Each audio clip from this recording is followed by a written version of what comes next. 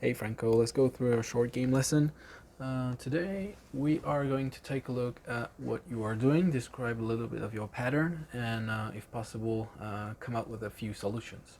I do understand it may feel I'm way ahead, but we'll just start putting more coherence in your pattern, and then you'll do just fine. Of course, I'll be there along the journey if you need advice for trajectory control, how to train, etc. But first things first, we need to tidy up that motion. So we can see in most of the shots you sent me, actually every one of them, we see a ball that starts very left of where you are aimed and where the target is. It's like very left, and of course it's steep. That's very obvious. Um, you are very stabby, very steep. The club never really glides on the turf, so that tells us there's a problem of low point.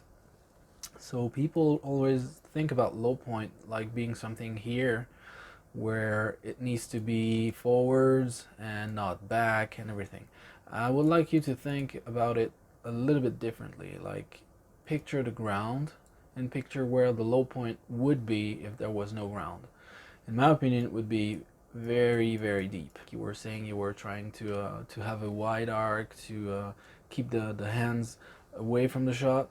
The thing is that it's making you very shallow, and if the low point depth is off, then you start hitting the ground very far away from the ball, and that's a problem. And that in a way forces you to do a ton of compensations, and you end up with the pattern that you have right now. So we need to teach you how to get your low point higher. We need to make sure that your radius stays in check. The radius in a way is the distance from the club head to your sternum. That would be a good way to put it. Right now it's increasing through the shot, and that's really making things very difficult.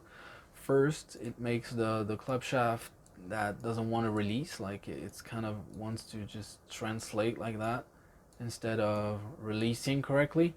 Um, that's a problem for spin loft, for creating height. You told me you were not very good in high shots. That really makes sense. The way you use your body just don't make you in the best positions to release it. So you're kind of doing everything with your upper body. If we look at your lower body, it's kind of frozen. Here, the pelvis is not rotating a lot. It's very armsy, and then the trunk rotates, and then the pelvis rotates. So you are going to have to learn to provide the majority of the swing arc with what's here. The trunk and the pelvis needs to rotate in unison.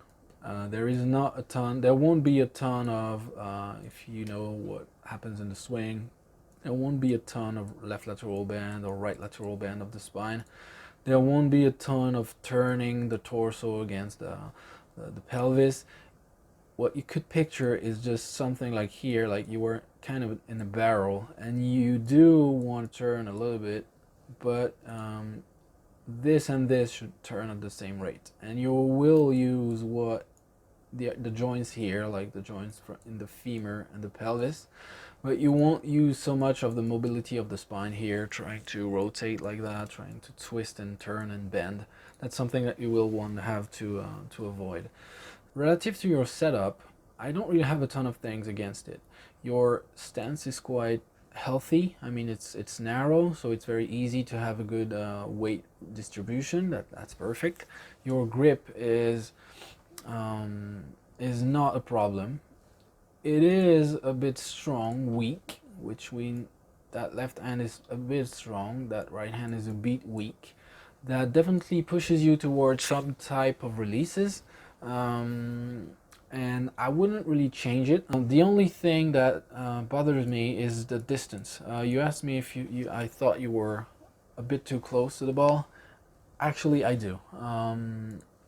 Here it's kind of a medium, and you mentioned it was a high trajectory, so that's really a problem for me. For if you want a high trajectory, you definitely want a little bit more distance.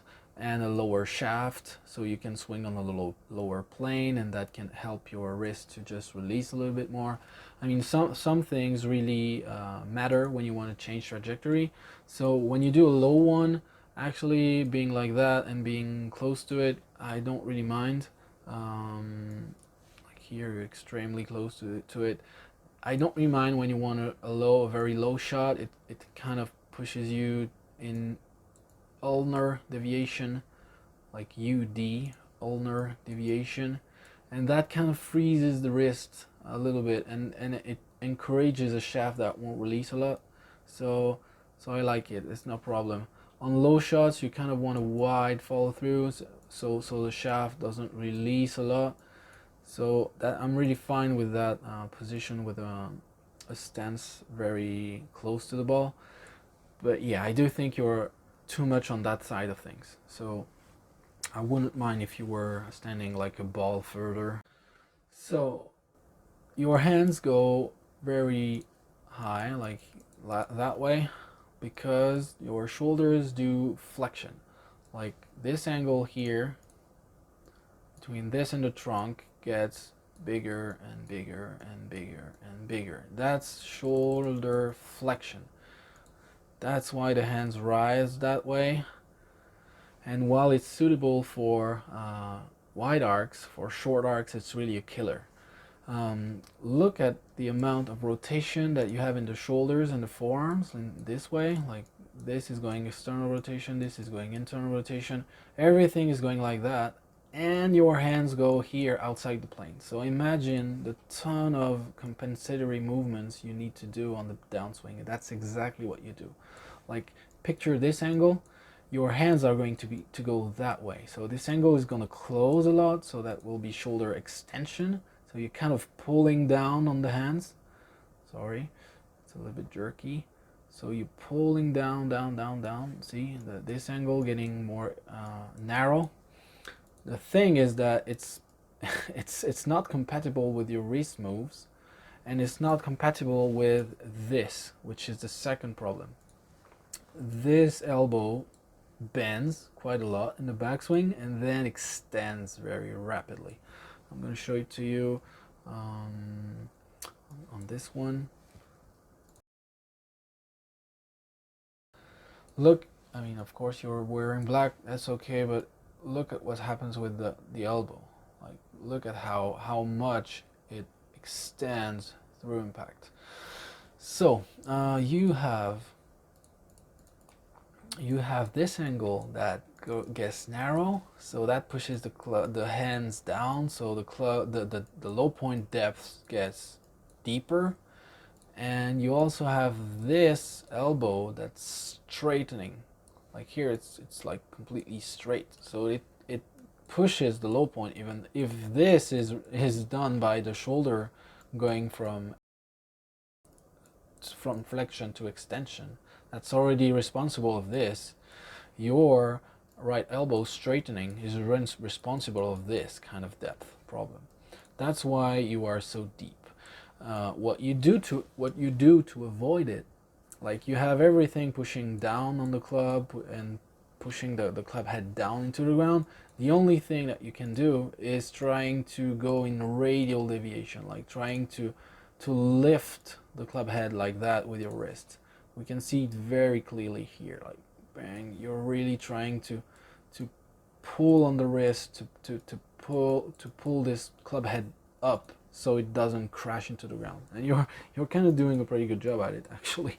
But look, the shank, it's exactly what happens. Like here, ton of rotation, ton of this going on, the arms going that way, shoulder flexion, and then there will be a ton of shoulder extension and a ton of elbow straightening here. See how straight it is, the right elbow. And even though you do all these moves, your path goes that way, and that's very far to the right. If this angle goes like that, the club head goes away from you and you expose the heel.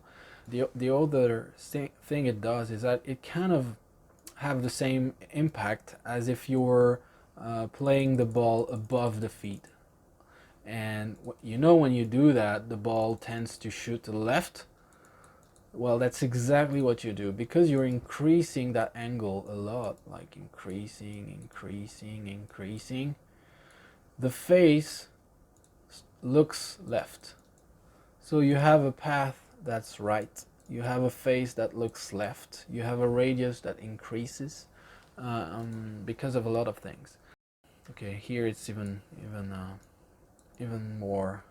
You can see how much the rest are in ulnar deviation. Like you are really like that, like very straight in the direction of the forearm. So 0 radial deviation, and then you're gonna increase it a lot. See that angle going more and more and more. You see how the club head goes that way? That's why you expose the heel and you hit those shanks. All right, that's a lot of info, I do understand, but you need to understand your pattern, and we'll be able to dissect it and build something easy for you to manage. A little side note on the forces that you exert, that you impart to the shaft. Okay, let's use this one. So here, okay, everything I said, like this shoulder going into flexion, like towards you, the hands getting lowered, this elbow extending, what do they do to the shaft? Well, it pushes your hands that way, so down and towards target. What do you think can happen to the club head? The club head wants to go that way. I do understand there is some grip pressure, and the club head does kind of what your hands do, but it's still not a clamp. Like if it was a robot with nothing moving here, you could do that with the hands, and the club head would do that. Where we're humans, there's a little give, so everything you do that way a lot just puts the club head higher in the arc. And what it does is that if you have your swing arc like that, and you have the shaft that wants to go here, well, what happens to the bounce?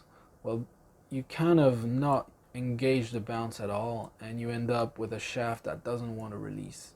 And in a way, it's kind of moving like so. It doesn't want to release, and the leading edge gets very exposed, and that's why you are steep for a lot of reasons. But moreover, the shaft really has really doesn't want to release, because you have this going on, this is going up, because the club head is going up and you still need to hit the ball. You're pushing even more down, even further down to catch it, but it puts your low point very low, and you end up with a ton of shaft lean, and the ball just shoots very low spinny, very hard off the face. It's a very difficult thing to manage. So that's why you struggle that much. Geometrically, it's not sound, and relative to the forces, with these forces, the club head goes that way, doesn't want to release, exposes the leading edge, and to compensate, you have to push even more down, and you end up with a low point so far down that you have to have a low point very forwards. So you do catch the ball first, but it's still going to be very poor impact conditions. And that's what happens on the high one, where you do feel like pushing down, the club head goes up, and at the last second you say, okay, this is not fitting the high trajectory, let's just apply a very big torque here, trying to scoop at it, and that's why this kind of happens. And you can see how it's not really what we see on the best players. Yeah, it's going to be way easier to work when we have cleared this out of the way. The closest you could be to is Rumford, because Rumford kind of has this butterfly grip, like strong left, weak right. That's a very good thing for you, and yes, that's going to be easy. Let's look at how he uses the pelvis. Like right from the get-go in transition, the pelvis turns, and it gets released completely, like it was a full shot. His belt buckle is looking here, and the shoulders are almost exactly the same as the pelvis. It's not like this is frozen and this tries to rotate. Not at all. I do understand some people say the kinematic sequence is reversed, like you don't want this to be first and then this to be second, and you almost want the chest to beat the pelvis. Yeah, that's not really like, so there's nothing really like it. I do understand the sequence is a little bit more tight, but that's not happening. See how it releases his lower body. He finishes with the right heel off the ground, very level belt buckle, turn towards target. That's the kind of movement that you need to put in, and in a way, because he's doing this, here his chest is already open, pelvis is open, and the arms are kind of in front of him, but they are still on the right side of his body. So there, he doesn't use as much arm travel across the chest. Like you would kind of do this and then this and then this without a ton of chest rotation. Is kind of doing the opposite. Is here and he's staying there while his upper body and lower body turn. So that's what that does is that there is way less forces here. So the net force is here. So what happens to the club head? The club head wants to release. And if you look at his shaft, well, even though there is still a little bit of shaft lean here, it gets released really fast. I do understand this must feel very awkward to you, like you were trying to have the hands out of the shot. I do understand imagining the head doing the wrist and the head doing something like that is really frightening for you. But combined with a low point that's controlled, like the height is controlled, there is really no problem. If you look at the trail, arm flex is not really flexed, not a lot, and it doesn't extend a lot through impact. It still have a little bend to it, so he's really not applying forces that way on the shaft. So all in all, you need to learn to have a synchronized turn between what's here and here. So don't really engage the lower spine and bending, twist it, everything. Lower body is releasing. As you can see, there is a little bit of extension, like he's going up through the shot. That's also something that gets the forces here that makes him release the shaft more, and try to keep that angle in check. Like this angle, try to keep it low, like narrow. You don't want to end up in a position where you have lifted your shoulder off your chest doing this, and you have to put them back in place doing extension on the way down, because that pulls the low point down. That may even act on the right elbow and forcing it to extend. So that's really not desirable. Try to shoot for a position of the hands that kind of stays where they were at the dress from down the line. Don't let them drift up and away from you. That's the first thing.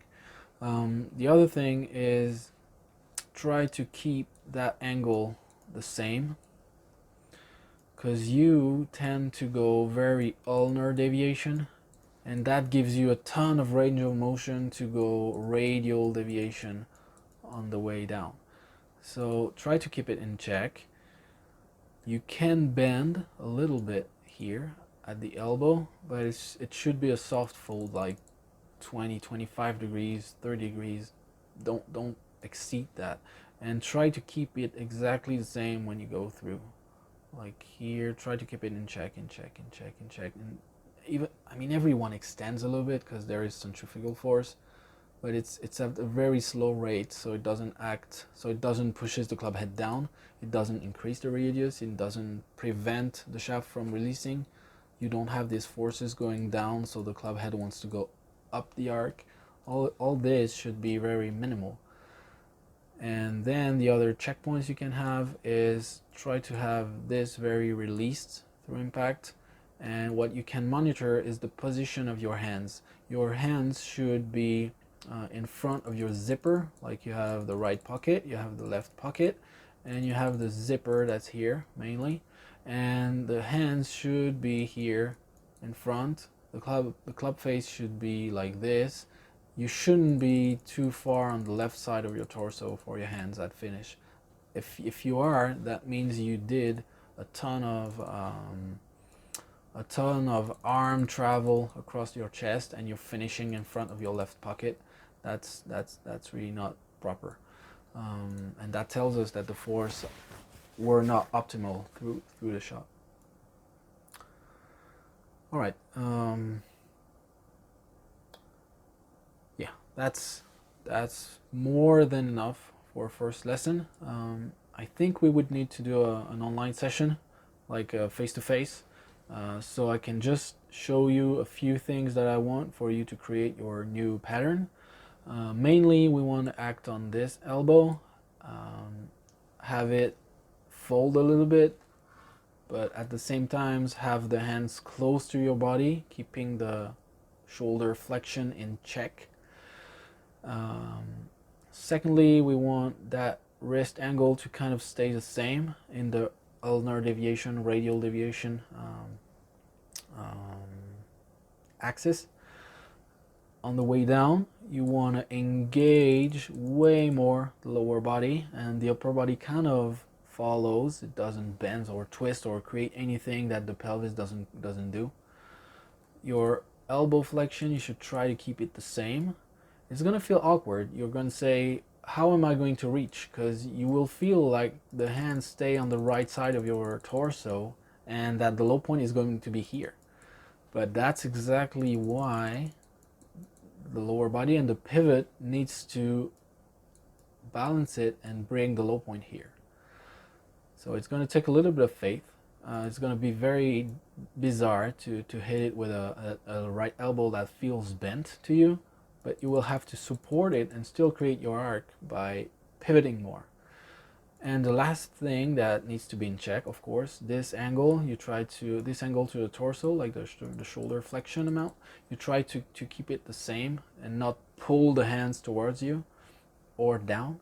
That's going to be a very good idea to do it indoors and just work on the moves, and maybe without a club at first, trying to really create the arc another way. And yeah, I will monitor what you do, and let's set up this live session so you're not working in the dark without feedback. All right, I hope it's good enough, and yeah, look forward to talking to you about it. Cheers.